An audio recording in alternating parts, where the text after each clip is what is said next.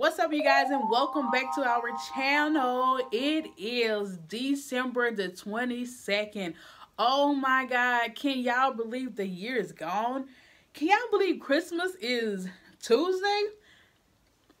Come on in, come in. Have everybody did their Christmas shopping? I haven't. Don't tell nobody. I have not purchased not one gift.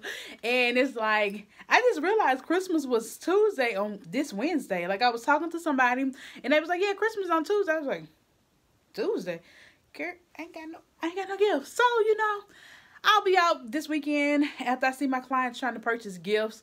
The only two people that I'm really concerned about purchasing gifts for is my nephews. Everybody else, you didn't make the cut this year. But nonetheless, you guys, let's go ahead and jump into today's video.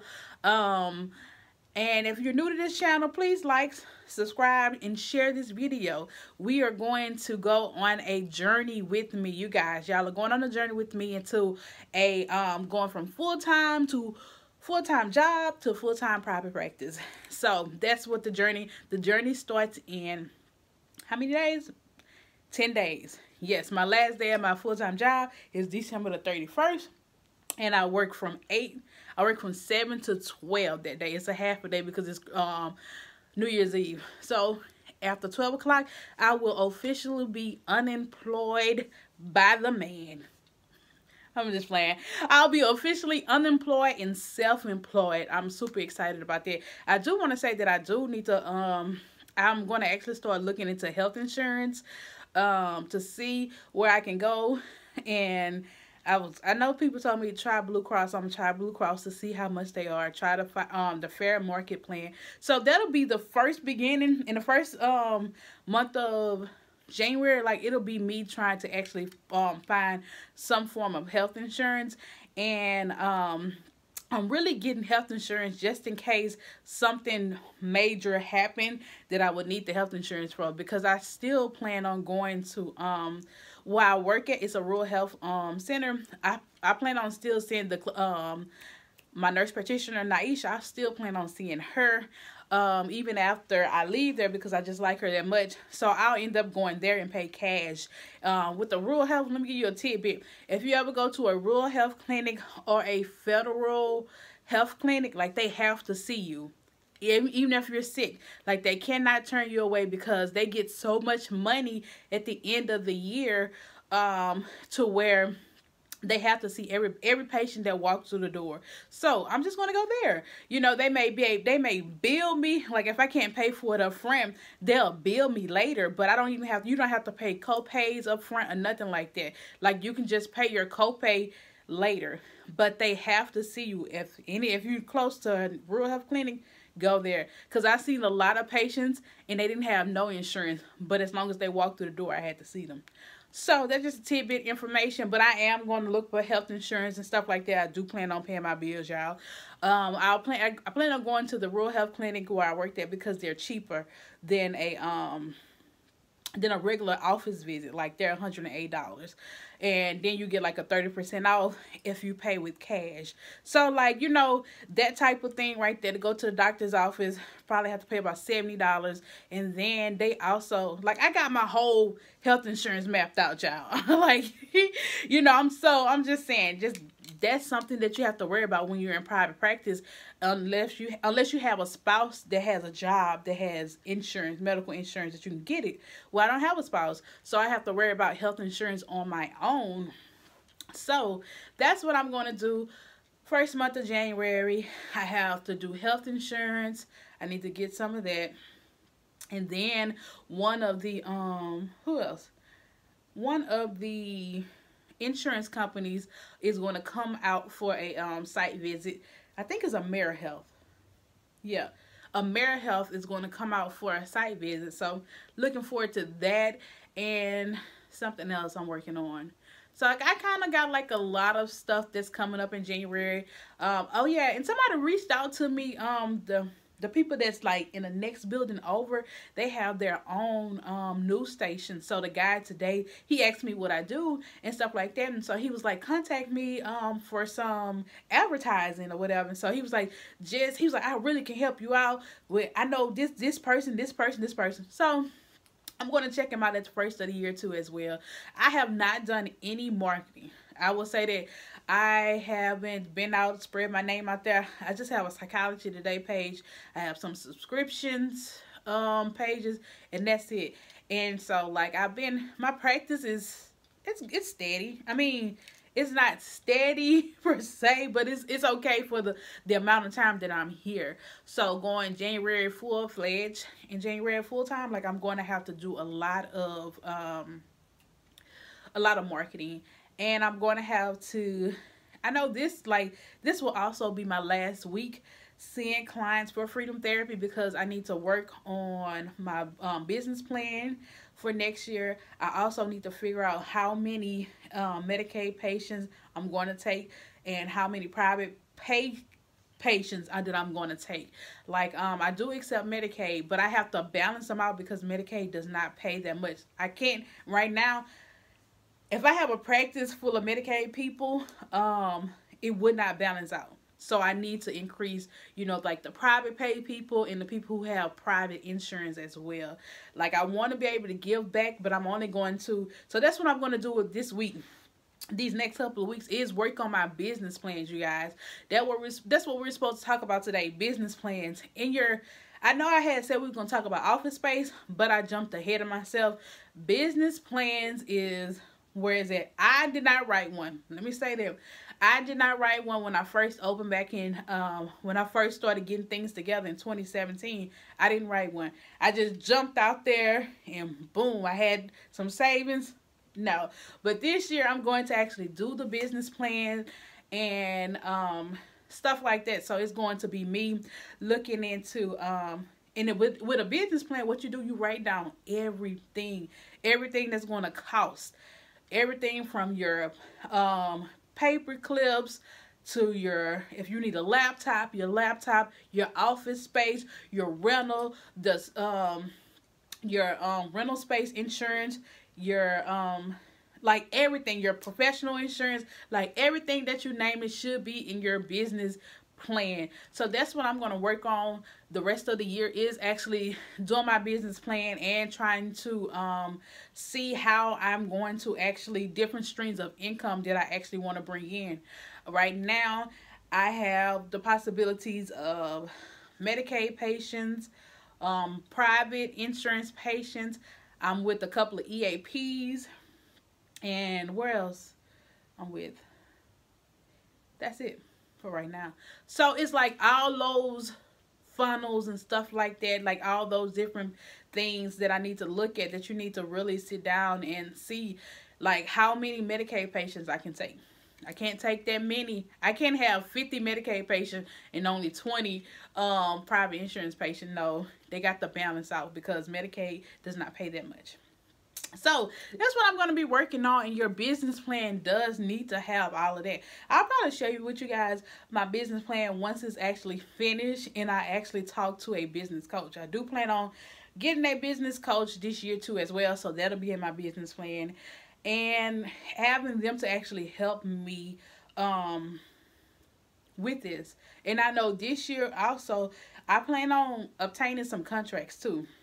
Like I don't know where the contract is going to come from, but I'm going to try to get some contracts as well, because I can't survive.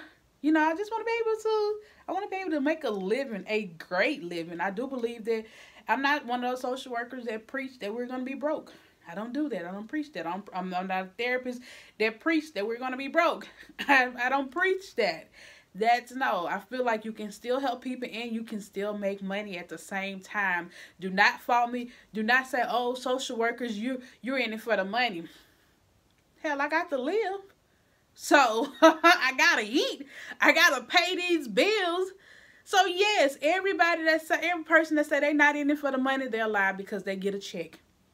If you're doing it for free, well then maybe you're not in it for the money. But if you're getting a check and you're doing it you got to get a check. So, let's not preach that social workers or therapists doesn't make money. Let's not preach that. Let's change that narrative, because we can make money. We just, honestly, by you preaching that narrative of we not in it for the money, like, that's why we cannot be paid our worth for that statement right there. Oh, I'm not in it for the money.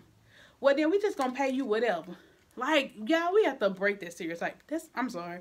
That is my rant on that, because I hate when people talk about, oh, we don't make any money or anything like that. Like, no, we can. You just got to be creative. And, like, I'm trying to build a legacy for my family, and I have to have money. I don't have, like, I didn't get no money was passed down to me, so I have to be able to get it myself. So, but yeah, that's me. And that, I'm sorry, y'all, just went on a whole tangent about that. But yes, working on my business plan and stuff like that. So make sure you actually start researching. You need to really research for your business plan upon how much stuff going to cost. So, like, when you start looking for your office space and stuff like that, see what type of clientele that you want. That's how you need to determine your office space. If you want clients that does self-pay, you need to have your office space in an area that's more influence, that's more I want to say diverse and rich, probably like richer maybe, but well-developed. You need to find an office space in a well-developed part of your city, because you can't go to the hood and expect people to come to the hood that's paying you private pay. No, you got to go in the well-to-do. Like in Alexandria, you may need to go over there off of Jackson Street or Versailles or somewhere like that. That's like where the people are at. They don't have to travel that far. So determining your office space depends on what type of clientele that you want to attract. So that's where you're at. And then once you figure out where you want to be at, go over there and start asking for the rent prices and stuff like that. If the rent is too high for you, see about if you can sublease from a therapist that may be in the building or something like that. So if because I know I thought about subletting my office space for a couple of days, but I didn't, because nobody even asked, whatever. But now I can't, because I'll be here full time. At least I don't think so. I may sublet it on Mondays and Tuesdays. So if anybody in Alexandria, Alexandria area, you got your own private practice and you want to see somebody but you don't want to rent out space fully, call me, girl. You can get it on Mondays and Tuesdays, because those probably will be my days that I will be off.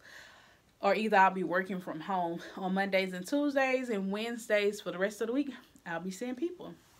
So that's that, but my business plan will detail all of that. It will have my office hours, the days that I market it, how much I need to have in a marketing budget. Like, folks, you got to have a marketing budget, and what market that you're trying to reach, what are you going to bring people and stuff like that. So it's your business plan is very, very detailed. At least mine will be, because I am a detailed person. So that's the business plan. That's about the office space. And before I let you wonderful people go, but before I go, wonderful people, I wanted to give you guys a word of encouragement. I've been dealing with this all week. I've seen, like, not necessarily seen in my private practice, but I've talked to people in other places, about 3 to 5 people this week. And we were actually talking about their job. Like, they were asking me, of course, everybody knows that I'm leaving my job, going entrepreneur, going to my private practice full time. And so we were just talking about it. And they were just like, saying how proud they were of me and how they don't know if they can do it and all this other kind of stuff. And like, it was just so much along that lines. And I was just like, why can't you do it? Like, I'm not different than anybody else, and so they were just like, you take a lot of guts to leave. I was like, yeah, it does take a lot for you to leave your job. I say, but it's just a job. It's a job, and with me, luckily, and for the social workers who are, going into the field, if you are a BSW social worker right now, a bachelor's level social worker, do not stop. I want to say that. Do not stop until you get your clinical license, because I am a clinical person. Like, my thing is, one of the reasons why I'm not, that I actually had to tell myself to calm myself down and actually to wipe away my fears, is that I can always go and get a job. Like, everybody need LCSWs. Everybody need people, a clinical person. So if I want to go back to work, it would not be that hard for me to go find a job. It may not be the job that I want to do, but I can go and I can go and make some money. And so, like, if you are a social worker, go and be the top of the social workers. Do not stop at a master's level. Go and get your clinical license and stuff like that, so that you can be more marketable. And that's what I am. People call me almost every 2 months trying to see if I can come do assessments for them. And my answer is always no. First of all, they be wanting to pay. In Alexandria, the Louisiana area, child, don't be wanting to pay y'all. They don't be wanting to pay us for what we're worth when we do these assessments. So usually, I say no to the assessments because they don't want to pay me. They want to pay me $25 an hour. No, I'm a clinical social worker. I was a master's level making $25 an hour. We not finna do that. So, but that's just that. So, but I want to say this. Let me get back to my message. Don't settle for mediocre stuff. Don't settle for being verbally abused and mentally abused at your job. Find something else. Like, I don't care if the job does pay you a certain amount of money and you're not sure if you'll be able to find something else that match that. It's okay. It's okay. Still look for something else. I want you to first ask God if it's okay for you to leave your job, you know, because sometimes God, we're on assignments and stuff like that, and it may not be your time to leave. So I want you to ask God, is it okay for me to leave? Once he give you the clearance to go, do not allow money to hold you back at a job. No, because we can always get money from somewhere else. We just got to become creative. Money should not be the factor that keeps us at a job. And I know a lot of people are going to say, Danielle, you know, you can say that because you're single and you don't have kids. Like, honestly, you guys, that's offensive, actually. When you tell somebody that does not have kids, the reason why you can do that is because you don't have kids and you don't have a mouth to feed. At the end of the day, I still have big girl bills. I still have a mortgage. I still have a student loan payment and all of these other kind of payments. Like, your kids does not pay your mortgage. When the last time a child paid a mortgage? If so, I need to go get one. So, like, and I know you're saying, Danielle, well, that's an extra mouth to feed. Yes, it really is an extra mouth to feed, but don't allow your children to be your excuse. Make a way, figure out a way, brainstorm a way so that you do not stay stuck and stagnant at a job that you absolutely hate. And that's what a lot of people are doing right now. We're stuck there and you don't want to move. Or I do believe that God can move you from a job that was paying you $80,000 to a $40,000 job, and you still survive and you still thrive. Why? Because you're happy. And you still can have the luxury that you have. A lot of people talk about, you know, their lifestyle and what they're accustomed to. And some people, and this is where it goes back to living above your means. Some of y'all are barely making it now, and it's because you're living above your means.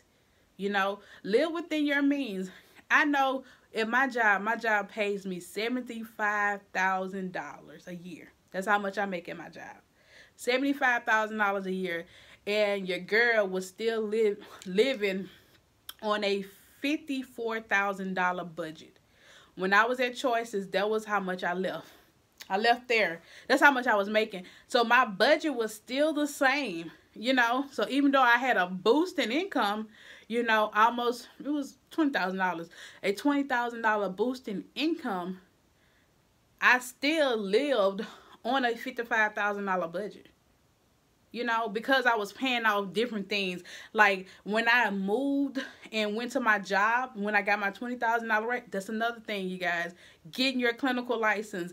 I was an LMSW making $55,000, which was good in the area that I was at. So when I became an LCSW making $75,000, like I was able to start really paying on my student loans. Like, I wasn't able to pay on my student loans with my LMSW with the 55. So when I went to 75, I started paying on my student loans, and I started being able to do a little extra stuff. But I still lived on the $55,000 budget. See what I'm saying? So, like, we have to live within our means. And I just went on and on, you guys, about this. But the gist of it, do not settle for a job that's verbally abusing you, that's mentally abusing you. Leave. Ask God if it's okay. If God says yes, start making plans. Look at your 401k. Look at your, you know, really take an inventory of what you can do and stuff like that. And we can, and just move on. Figure out what it is that you like to do. Figure out what it is that you want to do in life, and then go and seek that opportunity. Okay? I'm sorry, you guys. Somebody just texted me. One of my clients just texted me. So, that's my end of my rant. Y'all go forth, conquer the world, be the best therapist that you can be, and whoever else that are watching this video, be the best that you can be. Be the best you. Actually live your best life instead of portraying that you're living your best life. Live it for real. But I will see y'all next week on Tuesday. Tuesday is Christmas. I probably will see y'all. I'll just make the video on Monday. I'll drop the video on Tuesday, and I will see y'all then. Bye, later, holla, like, subscribe, and share this video. Talk to y'all later. Bye.